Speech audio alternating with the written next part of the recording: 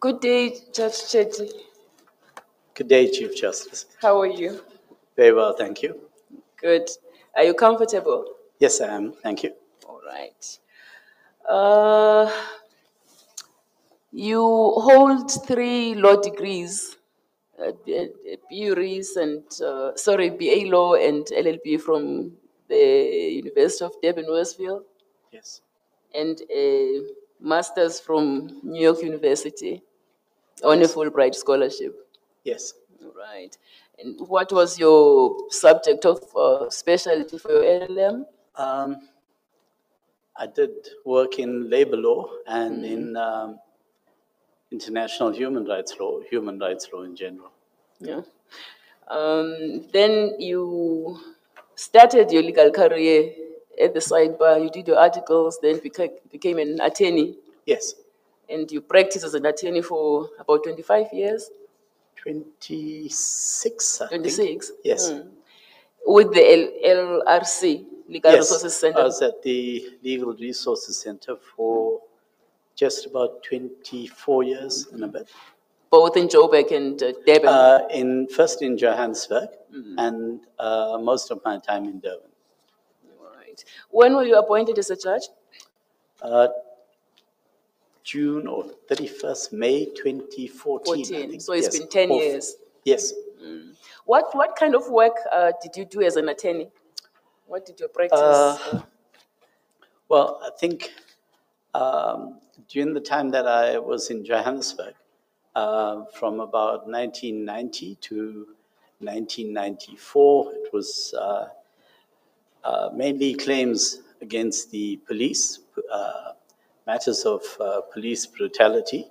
But I also did a significant amount of work in employment discrimination work, as well as my work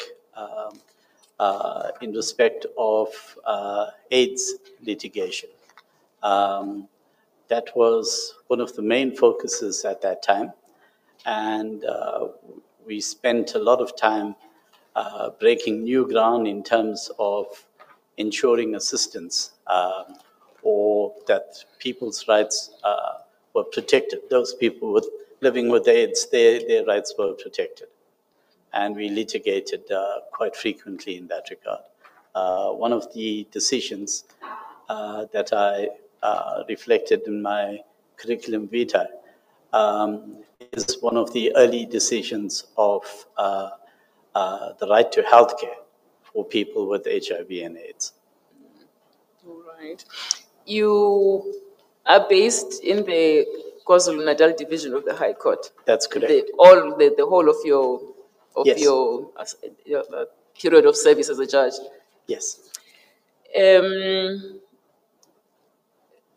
What legal areas of the law have you been exposed to in that division, and what kind of judgments have you written? Well,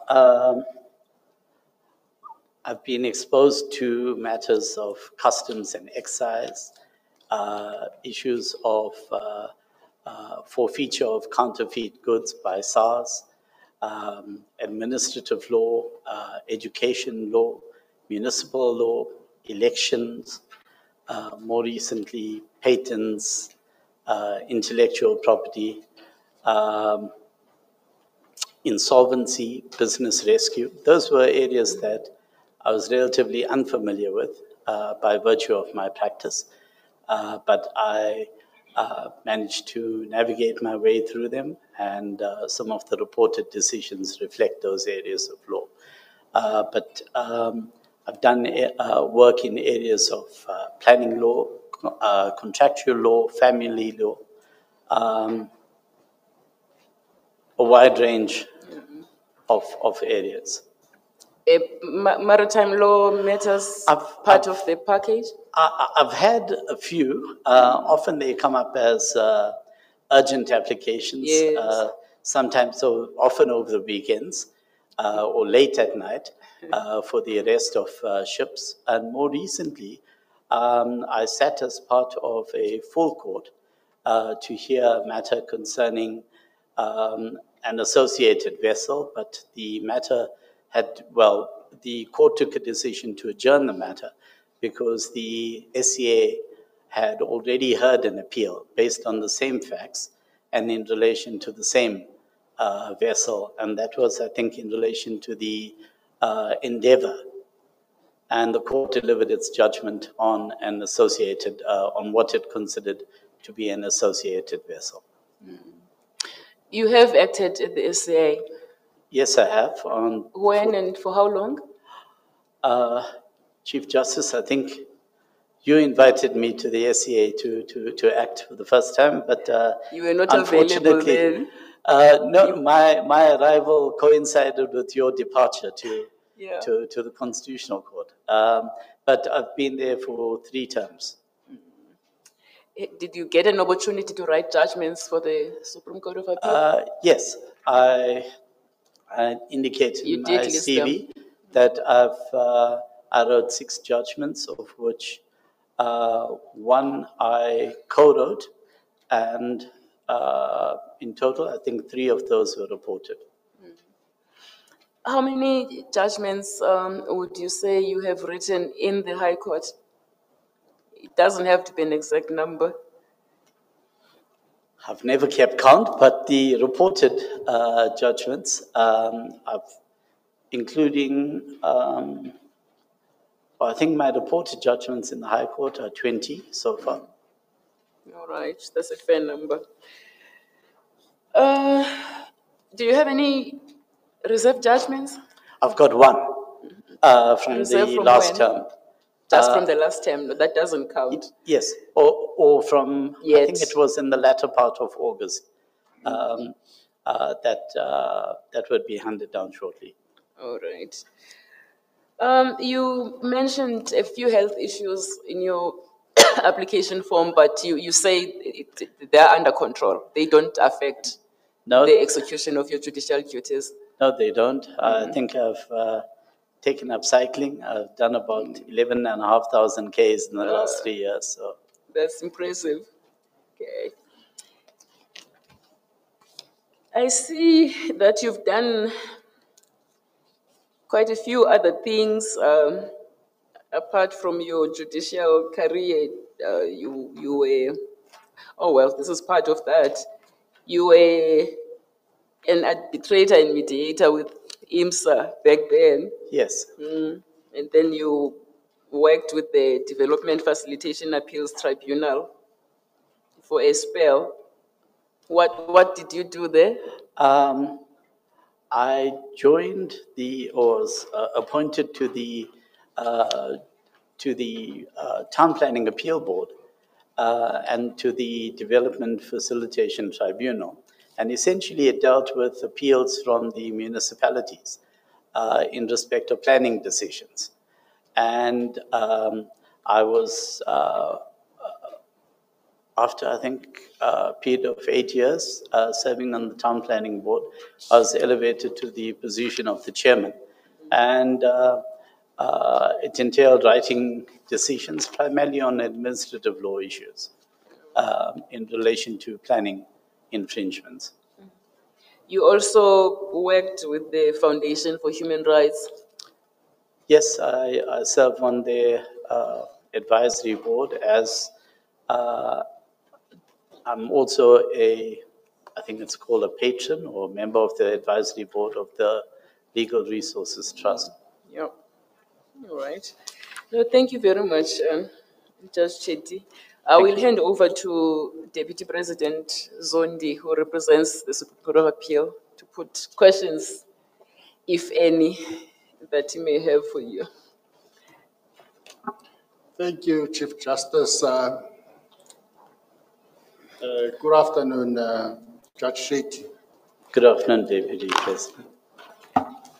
I see that you have written quite a lot and on various aspects of the law. As you are well aware that at the CA, we have had a number of people either retiring or going to the Constitutional Court, and which has impacted the ability of our court to deal with issues such as company laws, intellectual property, and tax matters. I see that you have done some of, in the cases that we have mentioned in your pack, you also included cases on tax. Is it VAT? There's a case that dealt with VAT. I'm sorry, I didn't quite hear that, Deputy President. You're The right. last part.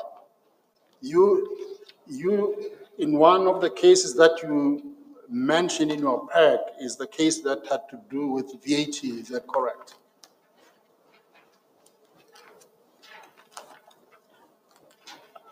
I'm sorry, just the last part of your question escaped me, Deputy President. Okay. Can I just refer you to page 14 of the pack of the case that you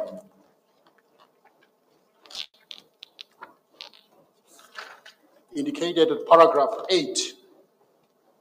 Yes. Yes, it's a case that had to do with VAT fraud,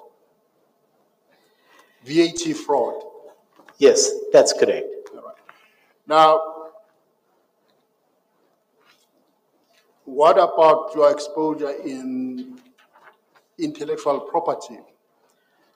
Well, I haven't had too much of exposure, save for more recently, where I've had to delve into issues of intellectual property and trademark, and I've been able to navigate my way around that. Yeah, I must mention that you have dealt with shipping law as well. There was one case on which I sat, which was coming from your division. It's a case that had to do with an associated ship. Yes. And I think there was another case that we sat on together concerning the termination or cancellation of a charter party agreement. Right. I see that you, in your acting stance, page 19A, you acted at the SCA, well, paragraph 1 of the letter there, 19A. Sorry, just 1 minute, please, Deputy President. You said 19. Yes, 19A, paginated bundle.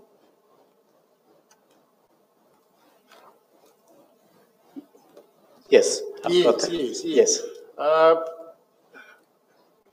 That was the first stint in 2022 was, it would have been August to September sittings. That is the long term. Yes. And then the other terms are just short term. The November term is a short term. We start from the 1st of November, that is sitting. Yes. 1st of November until the 30th of November. So basically you had how many terms? About 5 terms. Sorry, about 3 terms. Three terms, yes. 1 long term. 1 long and 2 and 2 short, yes. Because, I mean, it's one of the concerns our colleagues have raised that maybe you haven't acted enough, but judging from the number of judgments that we have written, it does seem to me that that would be an impediment to your ability to contribute to the SCA, because I can say that you do apply yourself when you write judgments. Your judgments are well reasoned. Thank you. Thank you, CJ. Thank you, TP Zondi. Commissioners, do you have questions for Commissioner Lekhanyan? Yes, CJ, thank you so much. Good afternoon, Judge Chetty. I see Good afternoon. here on your CV, there is a strong motivation that you devoted almost the entirety of your life to the service of the poor, the less fortunate, and the historically marginalized, and your deep respect for fundamental human rights. I do not want to ask you a question. I just want you to elaborate on that aspect, your experience on the access to justice by that vulnerable section of society, and how the South African law in the new democratic order has served such section. Thank you. Thank you, Commissioner.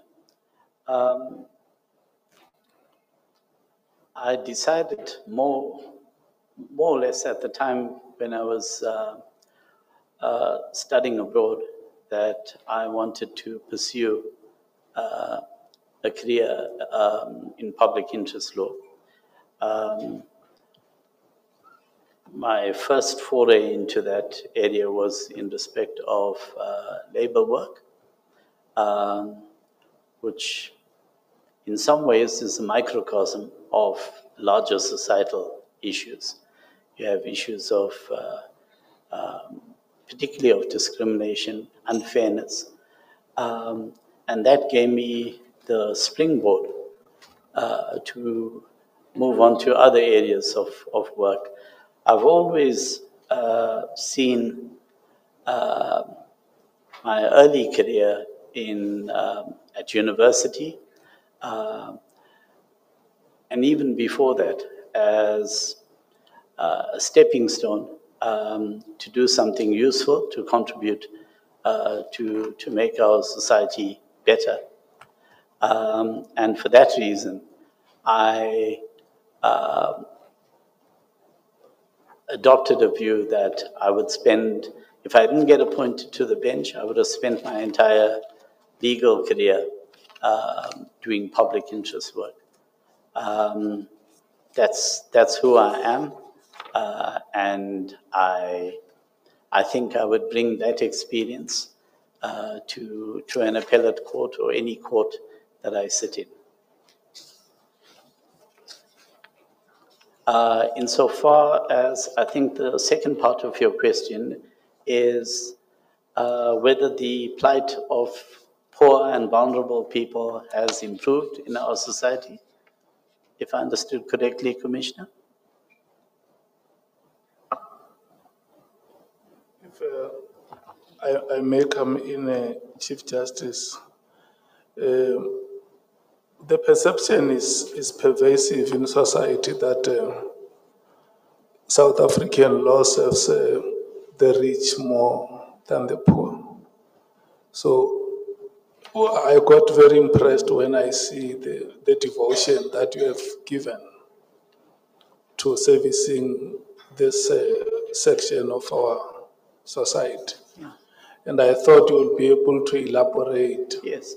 So, the extent to which, in your observation or your experiences, the law has been accessible. I mean, the poor have been able to access the law and how that has served them. yes. I think from a perspective on the bench,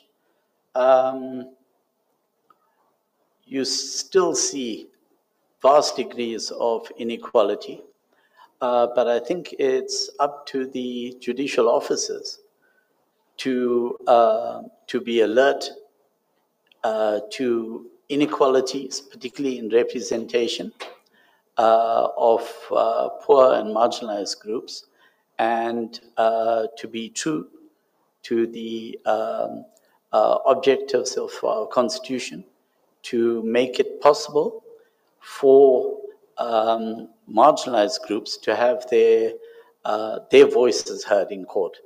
And there are various ways that you can do that by ensuring that their matters are adjourned, or to ensure that they have adequate representation. But even apart from that, particularly when it comes to issues of evictions,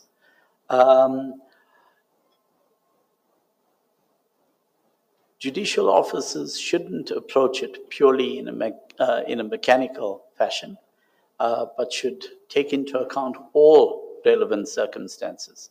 And if you find that there is no option but to grant an eviction order, you still have a latitude to determine, well, what would be an appropriate period of time for the eviction order to take effect. And it is in that regard that judicial officers who are faithful to the constitutional objectives can ensure that even people who are marginalized or poor, the brunt of our laws can be somehow ameliorated. I hope I've answered some of your questions. Thank you, Chief Justice. Thank you so much. Commissioner Mtsweni.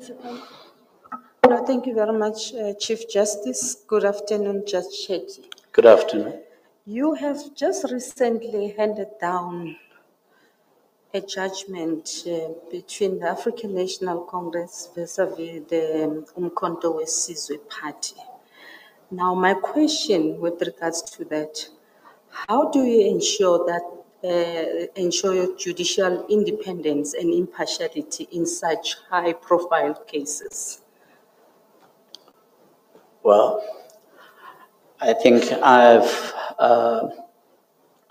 a fair person. I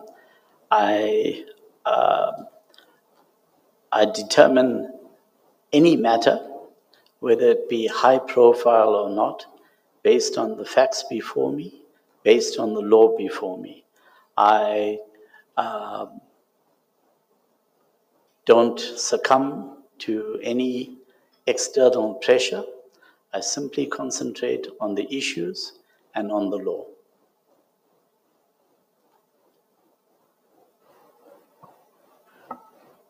Thanks for the response. My second question would then be with regards to your professional experience, which covers a wide range of legal fields, including the constitutional administration and commercial law. How does this diverse background contribute to your suitability for the position on the Supreme Court of Appeal? Thank you. I think it's precisely that, a diverse range of cases that I've dealt with. I would be able to bring different perspective to some of the thinking, but also I think mainly my almost 25 years as a public interest lawyer, I'd be able to bring that unique perspective to the court. No, thank you very much for the response. Thanks, CJ. Commissioner Moimang.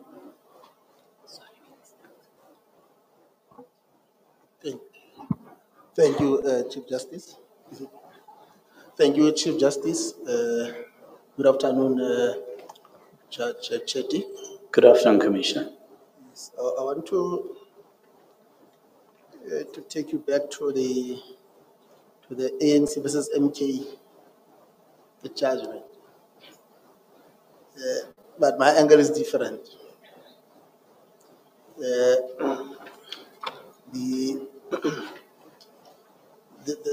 are two parts. Of course, the first one relates to where you said that the ANC chose the wrong forum to assert its rights. I don't have a problem with that. Where I want to get your comments, is your observation on the merits. You say that apart from the distinctive green background on observation, the registered mark of the ANC and that used by MK are similar, although a careful eye will notice a difference. The question that I want to ask from yourself is what is your understanding of the first user principles, which comes from the common law, which in a sense suggests that even if you do not register your trademark, you have the cause of action against an alleged infringer on the grounds of passing off. I'm raising this point because the claim was also brought in terms of contravention of section 34(1)(a) of the Trademark Act. Just on the basis of the first user principle, what is your appreciation of that? Don't you think that the first user principle, in a sense, if that was applied by the esteemed judge, a different conclusion would have been raised? Well, Thank you, Chief Justice. yes. Commissioner, I'll have to respectfully say that I'd have to possibly sidestep it on the basis that I've granted leave to appeal in the matter to the SCA. So I'm not sure whether I'd be permitted to express my view, because I've already indicated that another court might or would come to a different, or could come to a different conclusion on that aspect. Thank you, Judge Chetty. Thank you, CJ. Thank you. So can I've I been just, asked by the CJ to manage the proceedings in her while she's just going out to make an urgent call. The next- Deputy President of the SCA, I just want to follow up, Okay, if you don't mind. sure. Judge Shetty, I do think you should do justice to yourself by engaging with the discussion. You've granted leave, so it's out of your hands.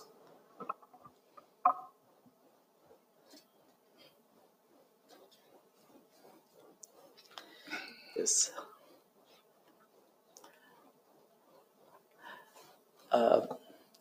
I think the commissioner might repeat his question. I mean, he's basically testing the reasoning you gave in the judgment. I think that's a fair question. I just don't want people to say that you avoided answering questions. Thank you, Commissioner. Commissioner, if you'd be so kind to refer me to the particular paragraph that you wanted me to address you on of the judgment. Thank you,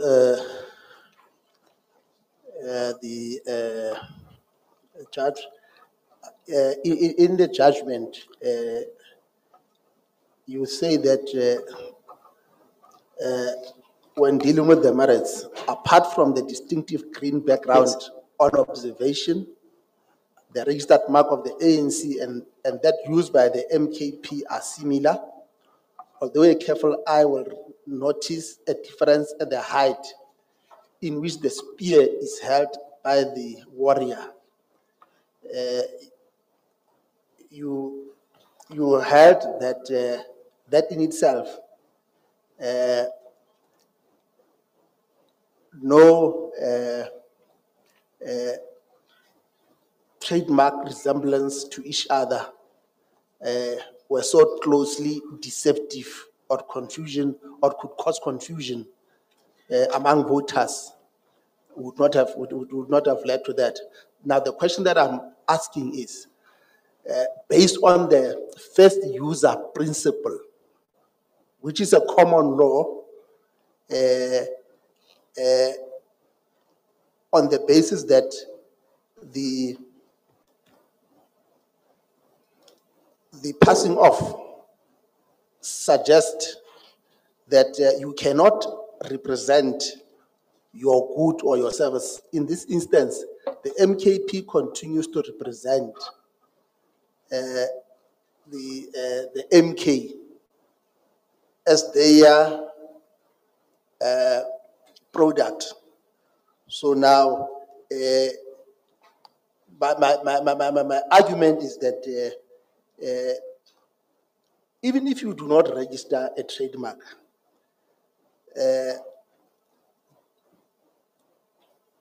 the infringement based on the first user principles,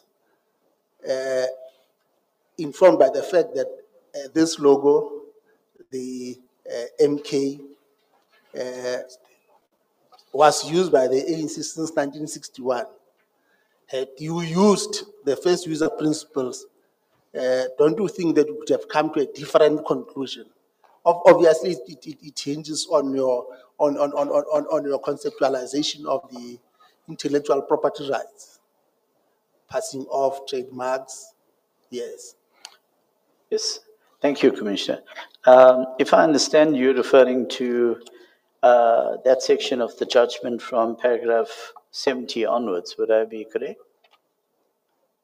That's correct, because that's where you express yourself on merits. Yes. So I'm saying that don't you think that had you applied the first user principle, you could have come to a different conclusion? Possibly. I accept that.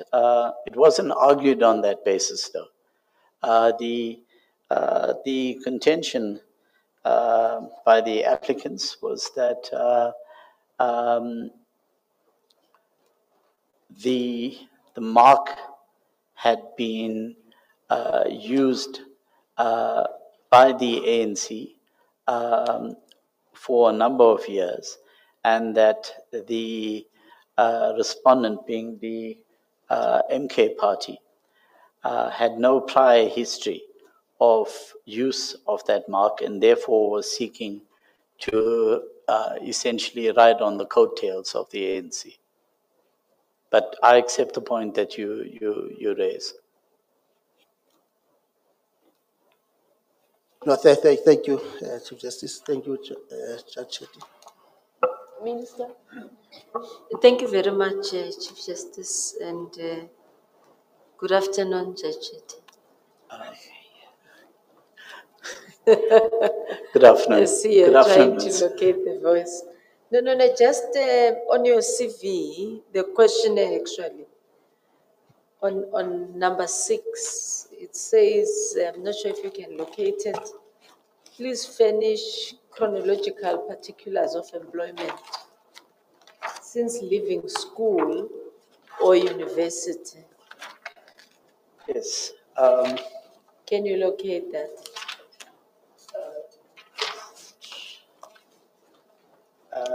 Yes. Yes, it's section 1 under personal. Yes. Yes. I see that. Yep. You have filled the KZN Town Planning Appeals Board together with the tribunal, the Yes. position held but with no period. Oh, I see. I'm Yes. not sure whether it's an omission, and maybe you can fill us in. I held those positions during the time that I worked at the LRC. So they were purely additional positions that I had held, and that would have been from the period 1994 to, I think, 2014, around there. But I looked at question 6 again, and perhaps I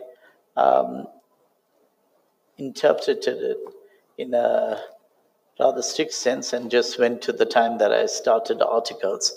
But I had obviously worked during the time that I was at university, but those were casual jobs along the way.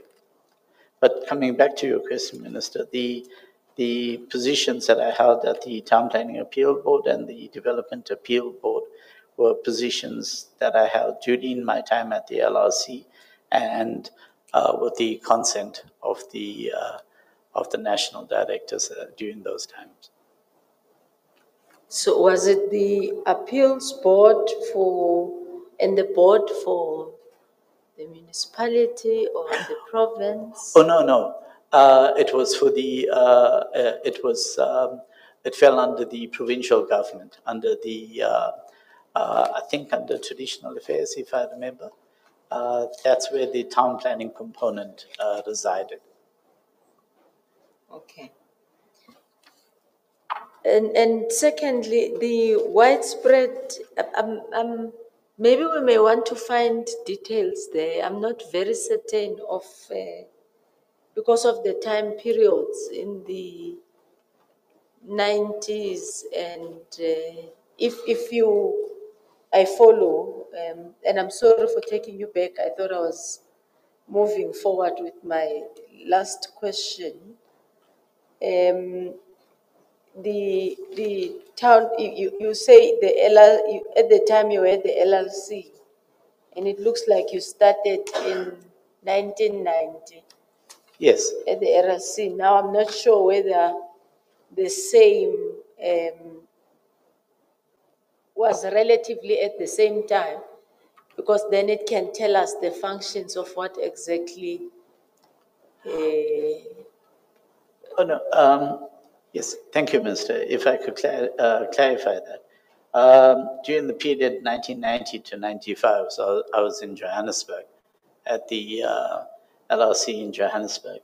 I moved to Durban in 1995, and it's only later during that period of 1995 to 2014 that I'd served in my capacity as as a member first and later as the chairperson of the Town Planning Appeal Board. But that would have been in KwaZulu-Natal. Okay, it's all right, Chair. Let me get off it because it would have been then different bodies. I think that's the point that I'm trying to raise. It would have been prior the tribunal system, if my understanding is correct, earlier on, if it dates back before the 1990s. There have been the widespread concern in the recent times about what is termed judicial overreach.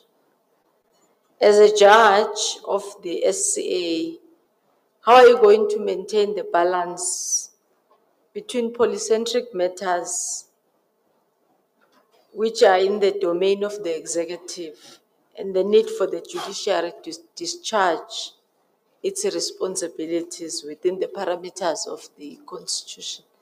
I think you touched on it a little bit, but an expansion could be of help. Well, I think both in the SCA and in the high courts, judges are mindful, should always be mindful, not to tread on the terrain of the other arms of state. And I think that by and large, our courts have adhered to that, and that there is a mutual respect for the roles of the respective arms of state.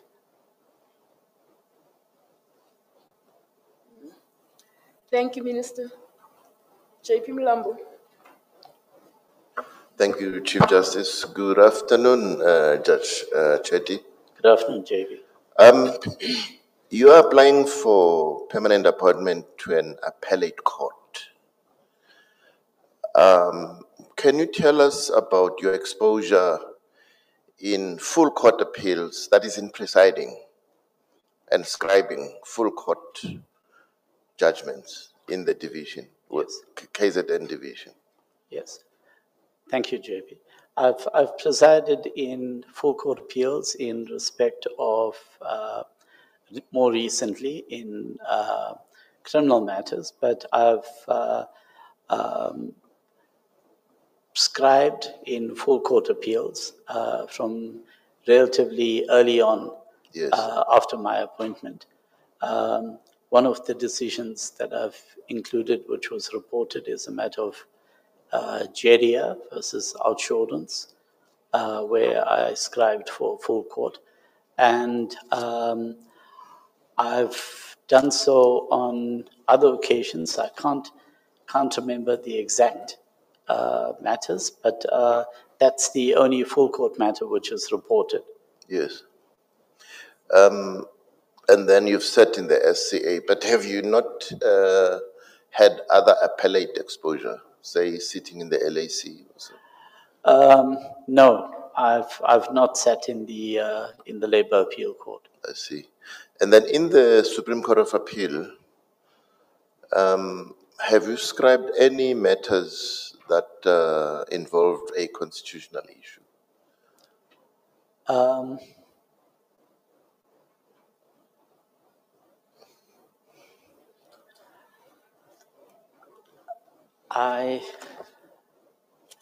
There was one matter that I think, which was subsequently I learned went to the Constitutional Court concerning it was a judicial officer or a military judge who was seeking to challenge certain aspects of the military code. The SCA, I co-wrote that decision, or a minor part of that decision. Yes. And that has gone on appeal. But essentially, the military judge was seeking to have or to be treated in much the same way as a judicial officer would. But that's the only matter, Judge President, which I think I recall that dealt with some constitutional angles. Okay. No, thank you. Thank you, CJ. Thank you, JP. Commissioner Godsell? Thank you, CJ. Good afternoon, Judge. Good afternoon. A concern was raised with the time frame for delivering judgments in the High Court. Your track record in the SCA is all very good. Can you just comment on the lengthy periods for delivering judgments in the High Court? I can give you some more information if you wish.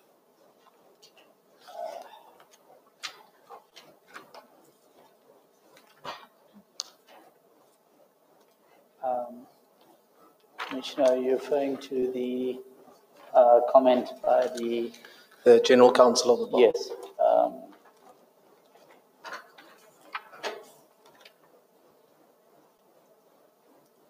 By and large, I try and get my judgments out fairly quickly within the allocated time frame. Some matters are obviously more complex than others. And I've never had any occasion where parties have had to write to the Judge President to inquire of lateness. And the practice that I do follow is that if I were to take further time in a matter, I would write in advance to the parties to give them an anticipated date when I would be able to deliver. So the 4 judgments that was delivered between 5 and 6 months, would you in those cases have written to the parties to say that you need I would have in most of these cases. I can't remember the specifics, but I would have always done so. If there was an impediment that came into me delivering it within the general period of 3 months, I would have indicated to them. Thank you. Any more questions, commissioners? It's me this side, Chief Justice. Commissioner again? Is it my turn, Chief Justice? Yes. Well, thank you, Chief Justice. Good afternoon, Judge Chetty. Good afternoon, Commissioner. You struck me as a diligent and hardworking judge, given the fact that you were able to deliver your judgment, most of your judgment, timeously.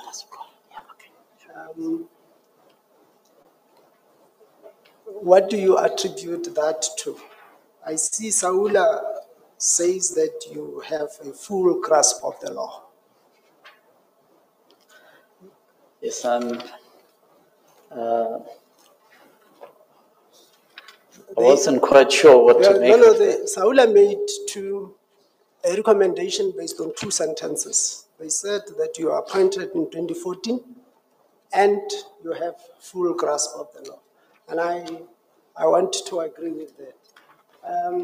But then there is a judgment that you penned at the SCA. I don't know if you remember this judgment. Yes, I'm aware of it. It was a matter that concerned a personal injury claim on behalf of a minor child. Yes, but that's Yes. not the judgment I want to ask you about. The one that I want to ask you about is the one of Mhlonhlo local municipality and others Oh, versus Cini Kaya Ngakula. It was an appeal from the Eastern Cape. yes. Do you remember that matter? I must commend you on it because it is a well-written and beautiful judgment, more especially because it deals with the issue of concurrent jurisdiction between the Labour Court and the High Court, as well as the exclusive jurisdiction of the court. And I note that you did not make it reportable when such issues are everyday issues in the High Court. I think the practice at the SCA is that we, guided by the presiding judge as to whether a matter should be marked reportable or not, but you're correct, it wasn't marked reportable, but it was subsequently reported. Yes, because it is really a conundrum in the High Court. But given the time that you spent in the SCA, where you have had an overview of the judgments that come from various divisions, would you be available to provide training for judges in the lower divisions, in the High Court divisions to be precise? If I'm called upon, I would certainly avail myself. Thank you. Thank you. Thank you, Commissioner Mangena. Could I follow up, Chief Justice? Yes, Commissioner Tavaito. Thank you, Chief Justice. Judge Chetty, I just want to go back to an earlier question that has been asked, which is related to the discussion you've just had now with Commissioner Mangan. You said that you have not delivered a judgment where constitutional issues arise in the SCA. Did I get that correctly? Yes. Well, I mean, because you gave the judgment in Siangena, where Section 33 of the Constitution applies, Section 172 of the Constitution applies. You also gave this judgment that you are discussing now with Commissioner Mangan, in which you had to apply the Baloyi judgment of the Constitutional Court about who has the jurisdiction to decide labor cases, which is also a constitutional issue. So I just wonder whether, I suppose whenever we say constitutional, sometimes I get confused, what do people mean? Because the judgment of Charles Carlson, CJ in Kamisha, said that the starting point is the Constitution. And then everything else is subservient to it. So it's just to get clarity there. But what do you mean when you say these are not constitutional issues, when the judgment itself cites the Constitution and applies it? Yes. Thank you, Commissioner. I suppose the ambivalence lies in exactly how you define what is a constitutional matter, and you're quite correct.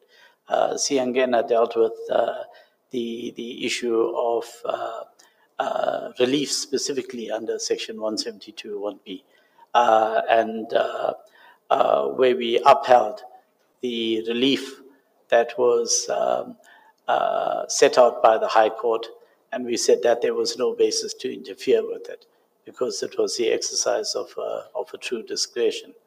But perhaps maybe I misinterpreted the question, and I suppose for that matter, in the SCA, I also scribed, I think it was 1 or 2 matters that dealt with the issue of prescription. And there too, one has to consider the underlying constitutional principles in terms of whether somebody who is relatively unsophisticated, who has who lives in a far-flung rural area, no access to advice, in respect of whom prescription periods can be held strictly applicable. So I take the point.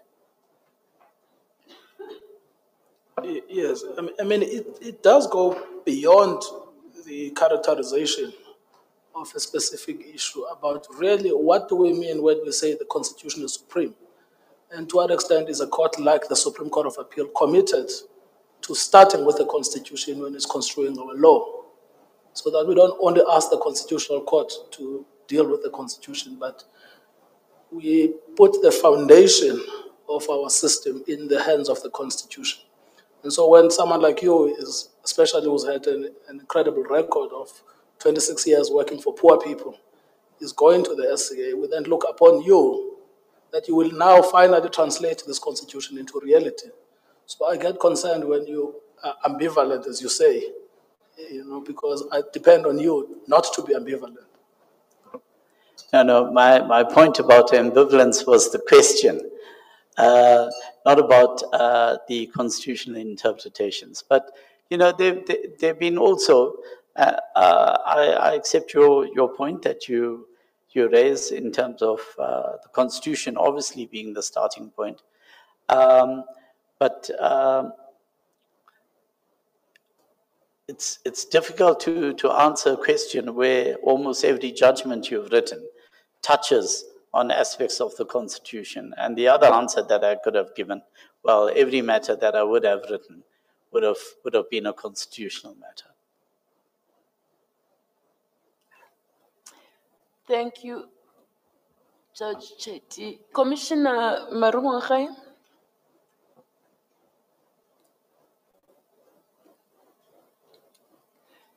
Are you there, Professor? Yes, I am. Can you hear me? Are you ready? Can you hear me, CJ? Are you ready to pose questions to the candidate? Yes, I am. Can you hear me? Yes, we can.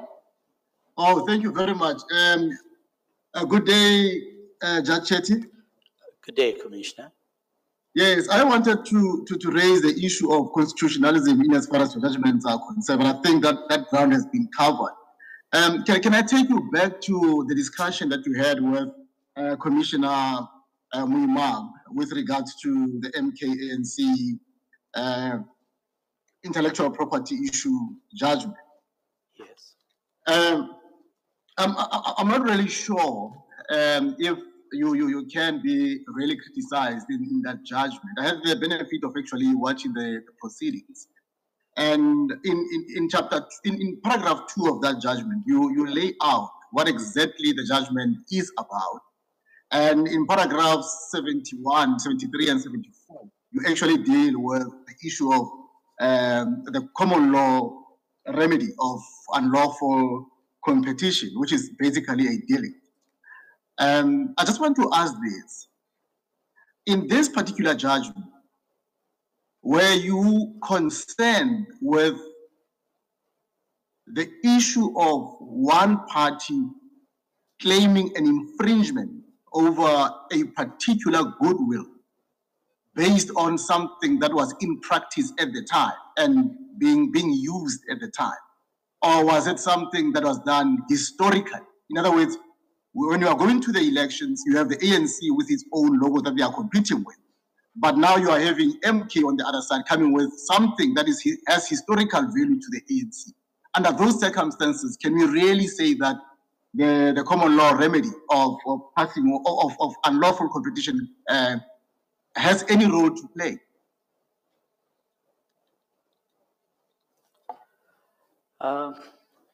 Thank you.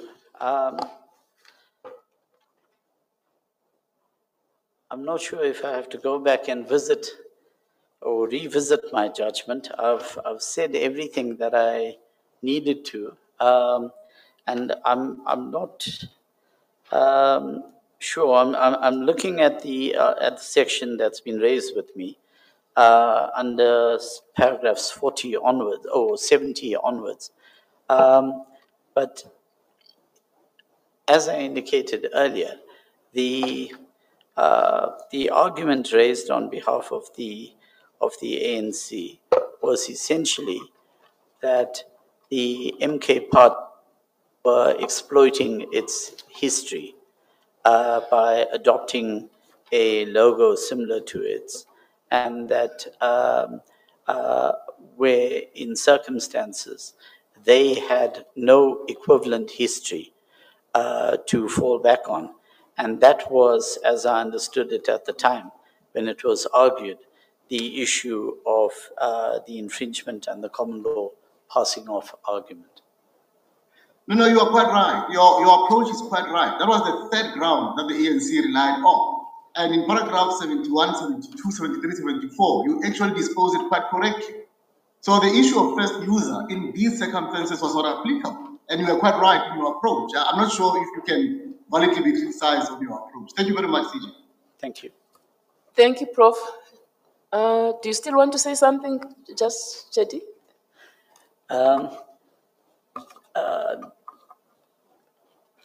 No, Chief Justice, other than to say that I believe that my varied experience in the High Court, together with my experience as a public interest litigator, my experience at the SCA, having worked with colleagues, having benefited from the interchange and the engagement, the intellectual rigor that court demands, the preciseness, the brevity, and the need to speak clearly through one's judgments is something that I believe I would be able to make a positive contribution in.